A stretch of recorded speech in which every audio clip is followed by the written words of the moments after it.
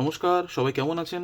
আমি doctor Sourav Sarkar, nephrologist and medicine specialist. আজকে যে টপিকটা নিয়ে কথা বলবো সেটা হয়তো একটু কন্ট্রোভার্সিয়াল, একটু বুঝতে অসুবিধা হতে পারে। কিন্তু ভিডিও টপিকটা আমি চুজ করলাম এই জন্য, কারণ কালকেই আমার ওপিডিতে দুজন পেশেন্ট এসে বলল যে স্যার আমার তো ইউরিয়া ক্রিয়েটিনিন বেশি ছিল। আরেকজন পেশেন্ট বললো আমার তো পেচ্ছাপ দিয়ে ফেনা বেরোচ্ছিল। স্যার যদি আগে জানতাম আপনাদের, তাহলে স্যার আগে আসতে পারতাম, সেটা তো আমি স্যার জানতাম না। আরেকজন পেশেন্ট বললেন যে স্যার আমরা তো বুঝতেই পারিনি, এখন এতটা বেড়ে গেছে, এখন স্যার কি করব।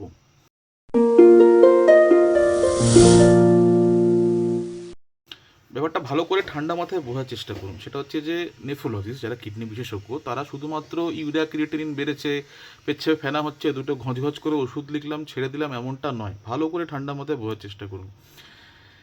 আমাদের কাজ হচ্ছে রোগটাকে ধরা, রোগটাকে সময় মতো ধরা এবং রোগের কারণটাকে খুঁজে রোগটাকে রিভার্স করার চেষ্টা করা। এটা হচ্ছে বেসিক্যালি আমাদের প্রত্যাশা, মানে আমাদের অ্যাকচুয়াল কর্তব্য। এবং সেটা একটা সময় পেরিয়ে গেলে আমাদের হাতের বাইরে বেরিয়ে যায়। তার কারণ হচ্ছে irreversible changes in the kidney হয়ে যায়। এবং একটা সময় irreversible changes in the kidney হয়ে গেলে, যাকে সিকেডি বলি, তখন কিন্তু আমাদের করার খুব একটা বেশি থাকে না। তখন আলাদা লাইন অফ ম্যানেজমেন্ট হয়ে যায়। ধরুন 2-3টি উদাহরণ দিচ্ছি, ঠান্ডা মাথায় বোঝার চেষ্টা করুন। একটা পেশেন্ট ছিল সুগার, তার 4-5 বছর ধরে সুগার রয়েছে এবং মাঝে মাঝে পেচ্ছাপে ফেনা হয়, মাঝে মাঝে পা ফোলে। এই জন্য সে ওষুধ নিচ্ছে এবং সে সবাই, বাকি লোকজন সবার সাথে জিজ্ঞেস করে বলছে না, সুগারের পেশেন্টদের তো একটু ফেনা হয় স্যার, একটা ওষুধও খেয়েছিলাম, ফেনাটা এখন কমে গেছিলো, আবার ফেনাটা বেড়ে গেছে। তো আমরা সমস্ত কিছু টেস্ট করে একটু ডাউট হয়েছিল, সেই জিনিসগুলোকে দেখে আমার মনে হলো যে না, এই যে পেচ্ছাপে ফেনাটা হচ্ছে সেটা সুগারের জন্য হচ্ছে হয়তো নয়।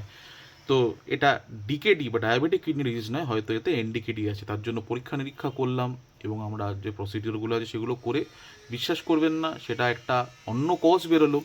এবং সুগার পেশেন্ট, তাকে দিতে হলো স্টেরয়েডস, দিয়ে পেশেন্ট 3 মাসের মধ্যে সম্পূর্ণ সুস্থ হলো।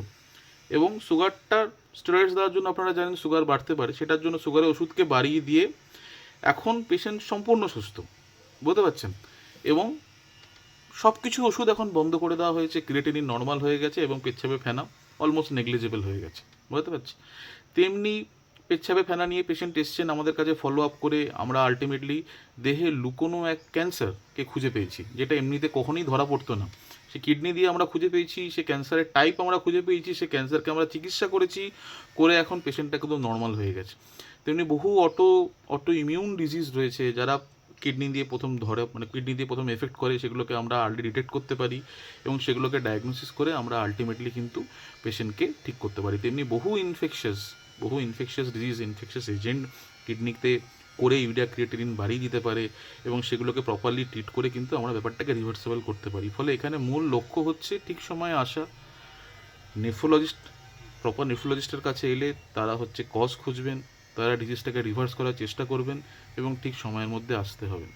একটা বয়স বা একটা সময়, যে ডিউরেশন, টেম্পো পেরিয়ে গেলে কিন্তু, মানে যতটা রেজাল্ট ভালো হওয়ার সম্ভাবনা ছিল তখন ততটা কিন্তু ভালো হয় না। এবং বহুত পেশেন্টই আমি দেখেছি যারা ভয়ে ইগনোর করে একদম শেষ স্টেজে আসে, তখন যা যা মানে করা যায় সেগুলো সব কিছু করা যায় না এবং বলে যে স্যার কিছু তো হলো না, কিছু তো করা গেল না। আমি কতটা বোঝাতে পারলাম আমি জানি না। যদি কোনো প্রশ্ন থাকে এই বিষয়ে অবশ্যই আমাকে জানাতে পারেন। আজ এই পর্যন্তই।